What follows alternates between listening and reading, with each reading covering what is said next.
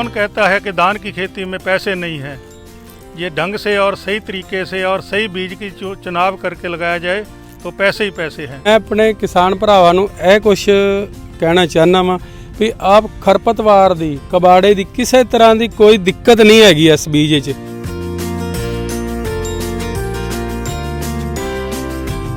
धान लगाने वाले किसानों की अक्सर ये शिकायत होती है कि हमारे खर्चे हैं वो लगातार दिन प्रतिदिन बढ़ते जा रहे हैं और हमारी जो इनकम है वो लगातार घटती जा रही है। लेकिन आप निश्चिंत रहिए, मैं आज आप लोगों को इस वीडियो के माध्यम से एक ऐसी जानकारी देने जा रहा हूं जिससे आपके सामने जितनी भी धान से संबंधित समस्याएं आज आ रही है उनका एक झटके में समाधान हो जाएगा। साथ ही मैं आप लोगों को कुछ ऐसे किसानों से रूबरू कराने जा रहा हूं जिनकी खेती करने के तौर तरीकों को देख के आप एक बार जरूर बोलोगे कि यार अगली दफा निश्चित तौर पर मैं भी इसी तरह से खेत की बुआई करूंगा। तो नमस्कार दोस्तों, मैं इंद्रपाल यादव स्वागत करता हूं आपका अपने YouTube चैनल देश की जान हमारे किसान चैनल पर। तो जितने भी किसान भाई हमारे चैनल पर नए आए या जिन किसान भाइयों ने चैनल को अभी तक सब्सक्राइब नहीं किया है वो कृपया चैनल सब्सक्राइब कर लीजिए, वीडियो को लाइक और ज्यादा से ज्यादा शेयर कीजिए। सबसे पहले बात करते हैं अपन हमारे देश में परंपरागत विधि से धान की बुआई करने वाले किसान, मतलब जो किसान नर्सरी बनाकर नर्सरी को दूसरे खेतों के अंदर ट्रांसप्लांट करते हैं, उनके सामने इस टाइम पर कौन कौन सी समस्या है वो बहुत बड़ा विकराल रूप धारण करके खड़ी हुई है। जब वो नर्सरी को उन खेतों के अंदर ट्रांसप्लांट करता है उस टाइम पर मजदूर नहीं मिल पाते हैं,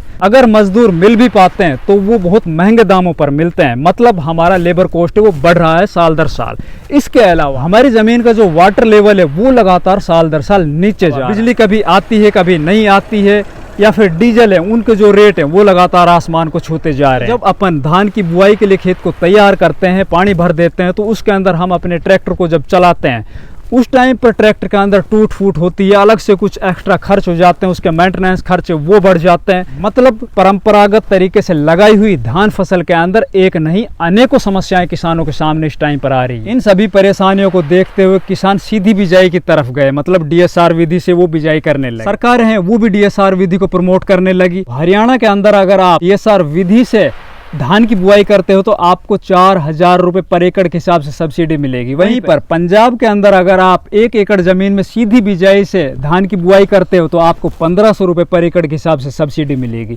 सरकार भी लगातार अपनी तरफ से प्रयासरत है। इन सब के बावजूद किसान इस विधि को अडोप्ट नहीं कर पा रहा, क्योंकि इसके अंदर भी बहुत सी परेशानियां किसानों के सामने आई। जैसे कि जिन किसान भाइयों ने सीधी बिजाई से अपने खेत के अंदर धान की फसल लगाई उसके अंदर सबसे पहली जो प्रॉब्लम आई कि खेत के अंदर अंकुरण ही बहुत कम हुआ। इसके अलावा दूसरी जो प्रॉब्लम किसानों ने फेस की वो खरपतवारों की खरपतवार हैं कि वो जैसे ही अपन सीधी बिजाई करते हैं और उसके अंदर सिंचाई करते हैं उसके बाद उसके अंदर खरपतवार निकल आते हैं।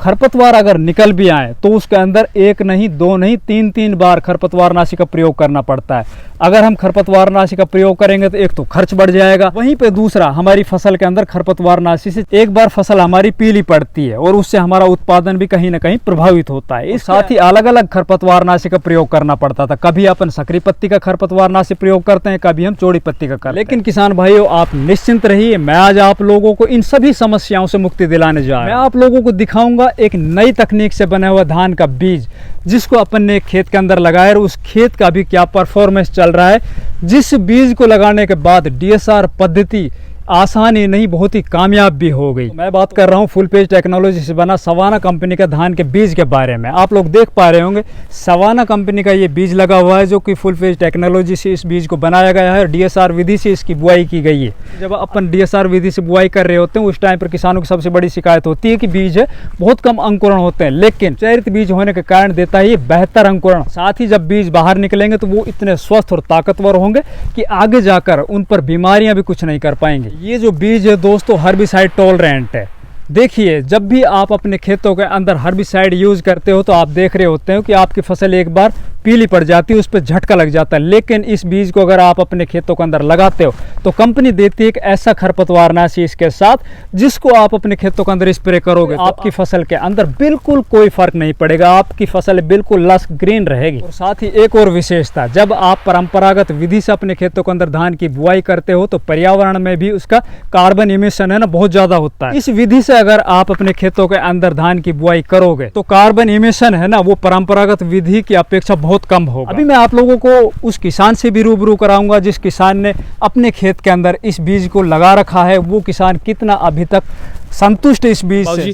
आप सबसे पहले अपना इंट्रोडक्शन दीजिए। सर जी, मैं रणधीर सिंह, गांव तलहेड़ी, ब्लॉक पिहोवा, जिला कुरुक्षेत्र, हरियाणा से हूँ। नमस्कार, सत श्री अकाल। मैं हाँ जसविंदर सिंह, गांव मोरथली, तहसील पिहोवा, जिला कुरुक्षेत्र, हरियाणा का रहने वाला। कितने सालों से आप धान की बुआई करते आ रहे हो?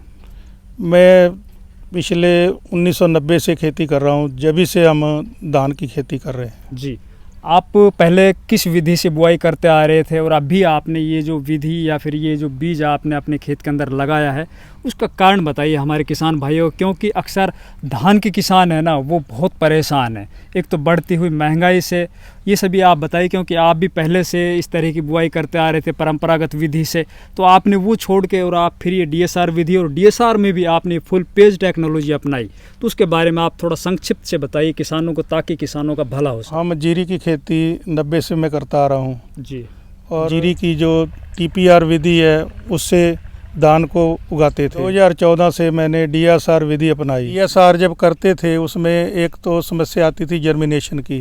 जी, उसमें जर्मिनेशन बहुत कम होता था, धान में घास उग जाता है, उसको मैनेज करते थे। वो मैनेज करने में हम जो हर्बिसाइड डालते हैं उसकी वजह से कई बार जीरी को काफ़ी झटका भी लग जाता था। उसमें पैदावार भी हमारी कम होती थी।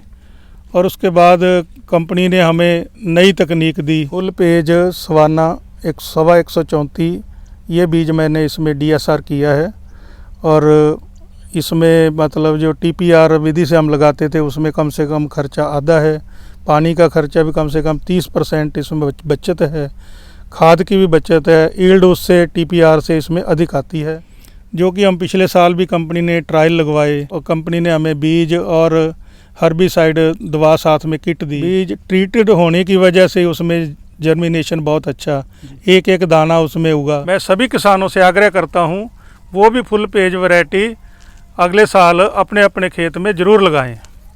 अब मुलाकात कराते हैं एक दूसरे किसान से, जिसने अपने खेत में एक तो सिंपल DSR विधि से धान की बुआई कर रखी, वहीं पे दूसरे खेत में इसी किसान ने फुल पेज टेक्नोलॉजी से धान की बुआई कर रखी है। और किसान से सीधा रिव्यू लेते हैं। देखो, यहाँ तक धान की खेती का सवाल है, ये तो मुझसे पहले मेरा पिताजी, मेरे दादाजी, यानी मैं भी शुरू से ही लग रहा हूँ। अपने किसान भरावां ਨੂੰ ਇਹ ਕੁਛ ਕਹਿਣਾ ਚਾਹੁੰਦਾ ਵਾਂ ਵੀ ਆਪ ਖਰਪਤਵਾਰ ਦੀ, ਕਬਾੜੇ ਦੀ ਕਿਸੇ ਤਰ੍ਹਾਂ ਦੀ ਕੋਈ ਦਿੱਕਤ ਨਹੀਂ ਹੈਗੀ ਇਸ ਬੀਜ 'ਚ। ਕੰਪਨੀ ਨੇ ਇਸ ਬੀਜ ਦੇ ਅੰਦਰ ਜਿਹੜੇ 2 ਸਪਰੇਅ ਦੀ ਦਵਾਈ ਆਪਾਂ ਨੂੰ ਦਿੱਤੀ, ਸਿਰਫ 2 ਹੀ ਕਰਨ ਦੇ ਬਾਵਜੂਦ ਇੰਨੀ ज़्यादा ਇਹਦਾ कंट्रोल खरपतवार ਤੇ कोई पेड़ा किते भी नहीं दिखेगा। ये दोनों खेतों में अभी मैं आपको फ़र्क दिखाता हूँ। ये है मेरी सिंपल DSR, दूसरा बीज, दूसरी दवाई, और ये है सवाना का फुल पेज DSR। दोनों में फ़र्क साफ दिखाई दे रहा है। इसमें कबाड़ा है, ज़्यादा स्प्रे की, लेबर लगाई, ज़्यादा खर्चा करने के बावजूद भी इसमें कबाड़ा है, और इसमें किसी भी प्रकार की कोई दिक्कत नहीं है। देखिए, मैं ये बताना चाहूँगा कि विधि दोनों की एक थी जी। विधि में कोई भी अंतर नहीं था किसी प्रकार का भी, ना बुआई में और ना ही टाइमिंग में। एक टाइम पे एक ही तरीक पे दोनों इकट्ठे लगे हुए हैं, यानी खेत में लगाते ही दूसरे खेत से जल्दी तैयार होता है, सिद्धि नहीं रहती, पूरा प्रॉपर जितना बीज डालते हैं वो सारा का सारा ही जमाव होता है इसमें। जब हम लोग DSR करते हैं, DSR करने के बाद जब जीरी का जमाव होता है, बाहर आने के बाद ना, बाकी सिंपल DSR में छोटे छोटे पेड़े लाल हो के रुकने लग जाते हैं, उसके बाद पीले भी हो जाते हैं, सूखने लग जाते हैं। इसमें वो फिलहाल उस चीज़ की किसी भी पेड़े में कोई दिक्कत नहीं आई। किसान भाइयों, अभी तक तो ये खेत दूसरे खेतों से बिल्कुल एक नंबर पे है, और उम्मीद है कि आगे चल के ये यील्ड में भी एक नंबर ही आएगा। उम्मीद है दोस्तों वीडियो में दी हुई जानकारी को जानकर आप संतुष्ट हो गए होंगे। आप भी अगले साल जब धान की बुआई करें तो फुल पेज टेक्नोलॉजी से निर्मित सवाना कंपनी के धान के बीज को अपने खेतों के अंदर लगा के धान की खेती के अंदर आ रही समस्याओं से निजात पाएंगे। हाँ तो दोस्तों, इसी तरह की खेती से जुड़ी हुई जानकारियों के लिए वीडियो को लाइक, शेयर, चैनल को सब्सक्राइब कीजिए। धन्यवाद।